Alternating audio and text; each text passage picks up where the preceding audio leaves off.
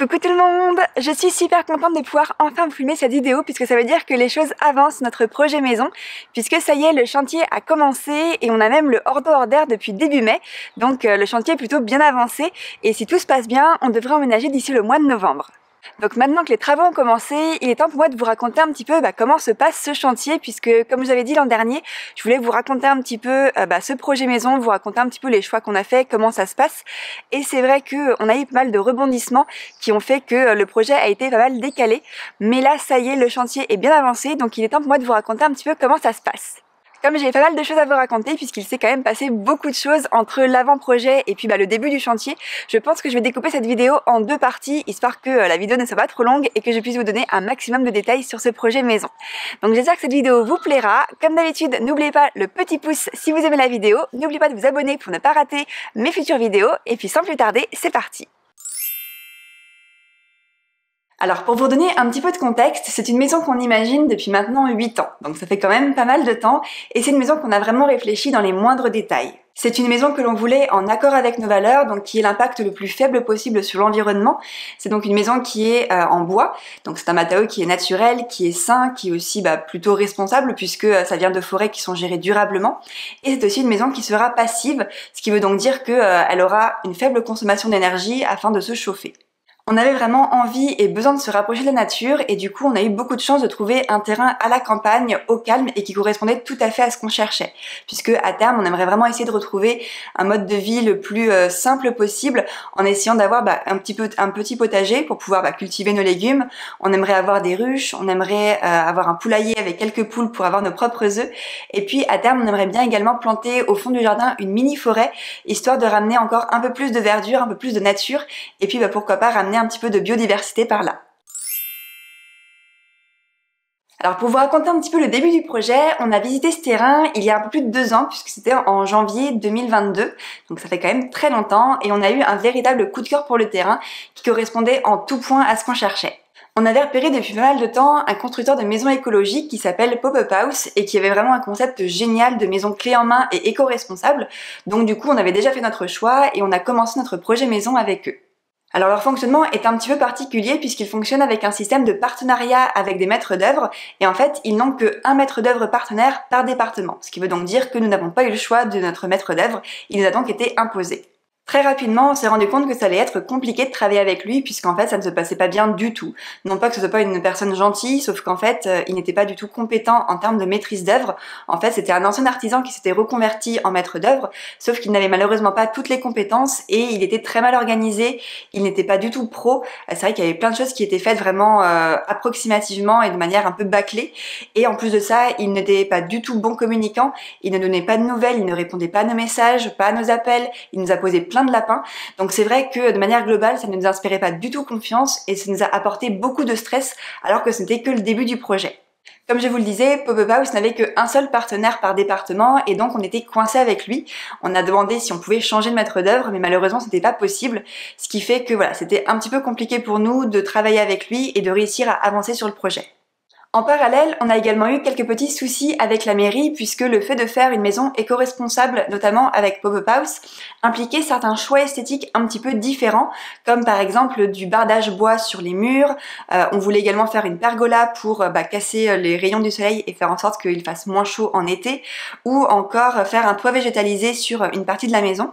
Et c'est vrai que en fonction du PLU, ça ne correspondait pas tout à fait, c'était un peu trop moderne alors que eux voulaient une maison très traditionnelle, ce qui fait qu'on a donc dû faire quelques compromis. Et puis, après de nombreux aléas, on aura fini par avoir notre permis de construire en janvier 2023, tout pile 1 an après avoir visité le terrain et au bout de 3 essais.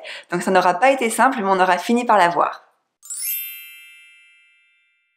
À peine on a eu le permis qu'on n'a plus de nouvelles du maître d'œuvre pendant près de 2 semaines, alors qu'on était censé être en plein dans la validation des devis pour pouvoir bloquer les plannings et puis avancer. On n'avait aucune visibilité et quand on a commencé à avoir des devis, on n'avait qu'un seul devis par lot, donc du coup pas moyen de comparer. Il manquait la moitié des devis et sur ceux qu'on avait, il y avait plein d'erreurs, il manquait des éléments, il y en avait en trop, le chiffrage n'était pas toujours correct, ce qui fait que ça correspondait pas au budget qu'ils nous avaient annoncé. Donc du coup cette période a encore une fois été très stressante. Et puis le coup de massue est tombé fin mars quand on a appris que l'entreprise Pop-Up House arrêtait son activité pour des raisons économiques et du coup ne pouvait plus construire notre maison. Ça a été la goutte d'eau et du coup on se dit que si Pop-Up ne pouvait plus fabriquer notre maison, on n'avait plus aucune raison de rester avec ce maître d'œuvre avec qui ça se passait mal et qu'on allait trouver quelqu'un d'autre pour faire ce projet.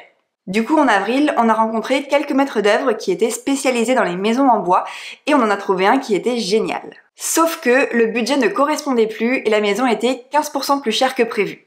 Notre ancien maître d'œuvre avait largement sous-estimé les coûts, avait fait quelques erreurs et puis la guerre en Ukraine était aussi passée par là, l'inflation aussi, et en fait on ne pouvait tout simplement plus payer la maison pour laquelle on avait eu le permis de construire. On a donc dû redessiner toute la maison, réduire les surfaces et puis réajuster certains détails, et puis en septembre 2023, on a finalement eu notre permis de construire final. Une fois le permis en poche, on a pu valider tous les devis des artisans en moins de 2 mois, ce qui a été beaucoup plus efficace que la première fois. Et ensuite, en décembre, on a eu tout le planning de notre chantier et on a su que les travaux démarreraient en janvier pour une fin des travaux et un emménagement prévu en novembre 2024. Quelques jours avant que les travaux commencent, on a décidé d'installer une petite caméra sur notre chantier pour pouvoir suivre un petit peu tout ça à distance puisqu'on savait qu'on ne pourrait pas être là tous les jours et voir ce qui se passe. Donc on a installé une petite caméra sur un des arbres qu'il y avait sur le terrain et ça nous a permis de suivre tout le chantier du début jusqu'à maintenant et on va continuer à le suivre encore un peu. C'est super sympa de pouvoir se connecter et voir un petit peu en temps réel ce qui se passe et puis surtout ça nous permet de faire des photos et des vidéos de l'avancement des travaux, ce qui nous permettra de faire une jolie vidéo récap à la fin. Comme pour tout chantier, on a commencé avec le terrassement, donc il y a eu un grand trou de creuset au niveau de la maison pour pouvoir mettre les fondations et ensuite couler la dalle. Au départ, on voulait faire une maison sur pilotis, qui est une option plus éco-responsable et qui permet notamment de lutter contre l'artificialisation des sols. Malheureusement, à cause du terrain et des risques sismiques qu'il y a au sud de Nantes, la mairie n'a pas accepté et on a dû faire une dalle en béton traditionnelle. Du coup, une fois le trou creusé, ils ont installé donc tous les parpaings pour faire les fondations de la maison, ils ont mis les différents tuyaux et différentes gaines, et puis ils ont coulé la dalle, donc ça c'était en février. Alors c'était pas le meilleur mois puisque février a été un mois très pluvieux ici, il y a eu beaucoup d'eau, mais ça n'a posé aucun souci pour le séchage de la dalle. En revanche, on a découvert que notre terrain était finalement très argileux, peut-être plus que ce qu'on avait estimé, et du coup, on avait de véritables douves tout autour de la maison. Pour remédier à ce problème, ils ont mis en place un drain tout autour de la maison. Donc un drain, c'est un gros tuyau qui est perforé de plein de petits trous et qui permet en fait de récolter toute l'eau qui peut s'accumuler, donc tout le surplus d'eau, et ensuite de le rediriger vers une évacuation d'eau pluviale. Donc finalement, c'était peut-être un mal pour un bien qu'il y ait eu autant de pluie à cette période, car ça nous a permis de vraiment se rendre compte de l'état du terrain et de sa perméabilité, ou plutôt de sa non-perméabilité, et donc du coup d'adapter pour que on n'ait pas de problème d'inondation par le futur. Une fois la dalle sèche, le maçon a pu créer les surbauds tout autour de la maison. Donc en fait, c'est une sorte d'élévation de la dalle au niveau des murs porteurs pour pouvoir les fixer dessus. Et ensuite, il y a eu des planches en bois qui ont été mises à l'endroit où tous les murs porteurs allaient être positionnés. Et entre le bois et le béton, ils ont mis un joint d'étanchéité pour maximiser l'isolation de la maison. Et maintenant que la base de la maison est prête, il n'y a plus qu'à monter les murs. Mais ça, je vous le réserve pour le prochain épisode. J'arrive à la fin de cette première vidéo qui est finalement assez riche déjà, mais je voulais vous donner un peu le contexte, vous parler un petit peu de tout ce qui s'est passé avant le début des travaux, puisque comme vous pouvez le voir, ça fait quand même 2 ans qu'on travaille sur ce projet, donc ça a mis un peu de temps à éclore, mais ça y est, la maison est en train d'être construite, donc le projet avance, et ça, c'est super bien et on est super contents. J'espère en tout cas que cette première vidéo vous a plu et vous a intéressé, ça permet de vous montrer un petit peu comment ça se passe le chantier d'une maison, d'une construction de maison, notamment en ossature bois. C'est vrai que c'est pas une maison tout à fait traditionnelle, on a fait certains choix un peu différents, donc j'espère que ça vous intéresse un petit peu de suivre ce projet avec moi, et en tout cas j'ai hâte de vous montrer la suite puisque vous allez voir que le projet avance plutôt bien. En tout cas, j'espère que cette vidéo vous a plu. Si c'est le cas, n'oubliez pas de mettre un petit pouce.